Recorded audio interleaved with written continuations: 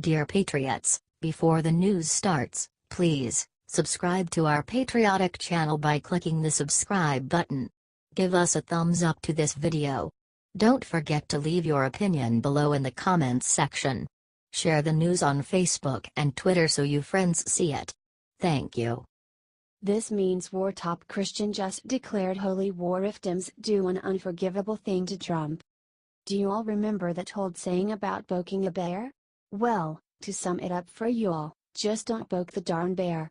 That's what Televangelist Jim Bakker warned Dems today about their attacks against the president. However, his threat was not just holy retribution with hellfire and brimstone. Nope. Reverand Bakker said Christians will declare a new civil war if Trump is impeached. Bakker told the audience of his The Jim Bakker Show, "If it happens, there will be a civil war in the United States of America. The Christians will finally come out of the shadow because we are going to be shut up permanently if we're not careful." However, he did not stop there. Bakker claimed it is the duty of all Christians to fight back when their faith is in trouble. God says faith without works is dead. We have to do things. God has been standing with me, and I don't know about you, it's time for preachers like you, you've been doing it, to stand up and shout out. Look, y'all, I'm Jewish, so I'm not gonna tell y'all Christians how to handle your affairs. I have no qualms about fighting back against an impeachment of our president. The stuff they are doing to him is sick and we are the only people left to defend him. Help get our message out loud and clear by sharing this everywhere. Dems will not erase conservatives from existence.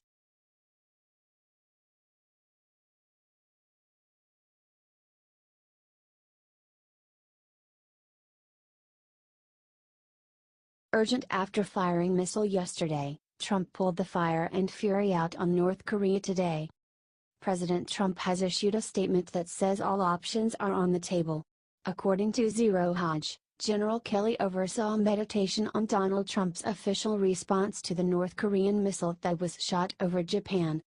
White House issued an official statement that says that all options are on the table.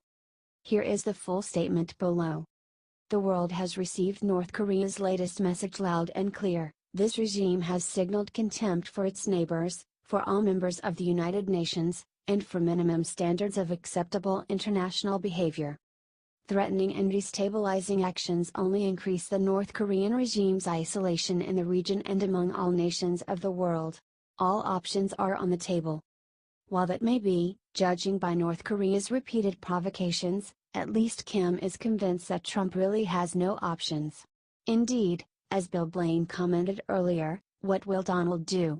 After last week's fire and fury rant, the North Koreans are expecting him to fulminate, look stupid, make some further angry comments, in short more bluster. They will continue to goad him into doing something angry, at which point America gets the blame, and China can step in as peacemaker. North Korea and China appear to have set a trap for the president. Trump is listening to good people like General Kelly and McMaster. Share this if you are ready for the final answer to North Korea by the Trump administration. Thanks for reading.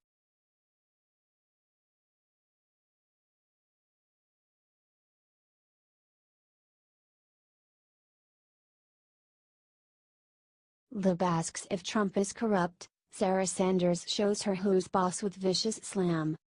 Liberals' most recent tactic to try to undermine Republican President Donald Trump and his conservative agenda is to try to paint him as a sexual deviant, just like they did with former Alabama Senate candidate Roy Moore. The liberals are now trying to make people read sexual content and meaning into places where there is none. For example, they claimed that Trump was being sexually suggestive when he tweeted about Democratic Senator Kirsten Gillibrand, lightweight Senator Kirsten Gillibrand, a total flunky for Chuck Schumer and someone who had come to my office begging for campaign contributions not so long ago, and would do anything for them, is now in the ring fighting against Trump. Very disloyal to Bill and crooked used. Longtime New York native Trump previously made a donation to Gillibrand's campaign, and a reporter tried to shame him for it by asking White House press secretary what the president got out of it. Sanders replied by pointing out what corrupt Democrat politicians do, which is grant you access and carry your water if you give them money. Then she laid into the reporter, stating, "That's the reason that we have a broken system. That's the reason that often special interests control our government more than the people do. That's one of the reasons that this president ran to be president. It's one of the top reasons that he won and that he's sitting in the Oval Office today and Hillary Clinton is not because he couldn't be bought and everybody knew that she could because they have seen it time and time again." A reporter then tried to spin this, and asked Sarah if Donald bought access in a corrupt way. This is when Sanders dropped the hammer, stating, "He says he knows how the system works. I think it would be disingenuous for anybody not to understand that. But at least this president is being honest about the process and his willingness to actually fix it and drain the swamp. How much do you love Sarah?"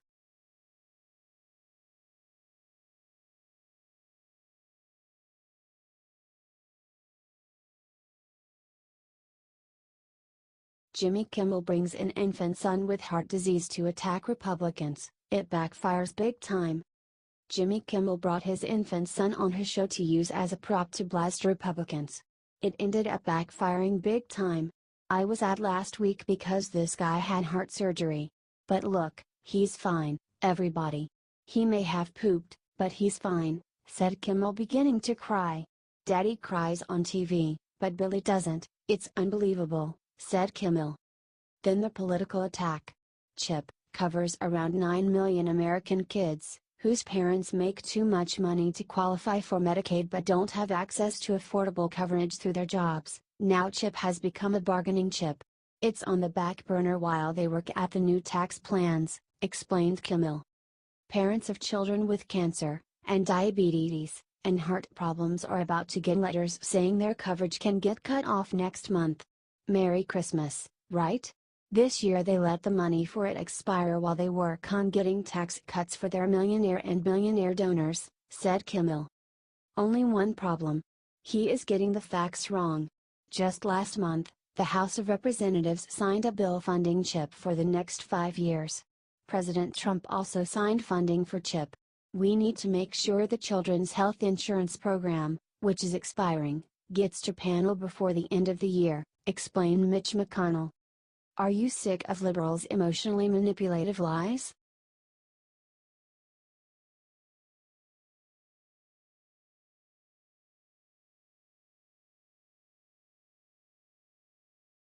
Top lib paper said Trump is not fit to clean the toilets in the Barack Obama presidential library. To say that the liberal-biased media has treated Republican Donald Trump unfairly just might be the understatement of the century.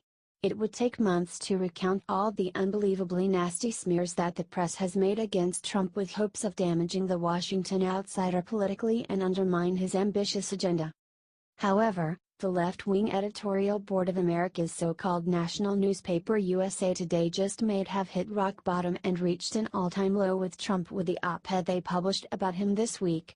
They clearly have no self-awareness, as they titled their hit piece "Will Trump's Lows Ever Hit Rock Bottom?" The editors were incensed that President Trump dared to defend himself against a Democrat who said that he should resign. Fired back Trump over Twitter, lightweight Senator Kirsten Gillibrand, a total flunky for Chuck Schumer and someone who would come to my office begging for campaign contributions not so long ago, and would do anything for them, is now in the ring fighting against Trump. Very disloyal to Bill and crooked used. The editors responded, with his latest tweet, clearly implying that a United States senator would trade sexual favors for campaign cash. President Trump has shown he is not fit for office. Rock bottom is no impediment for a president who can always find room for a new low. They then wrote about a sitting U.S. president, a president who would all but call Senator Kirsten Gillibrand a whore is not fit to clean the toilets in the Barack Obama presidential library or to shine the shoes of George W. Bush. Will you boycott them for this appalling comment?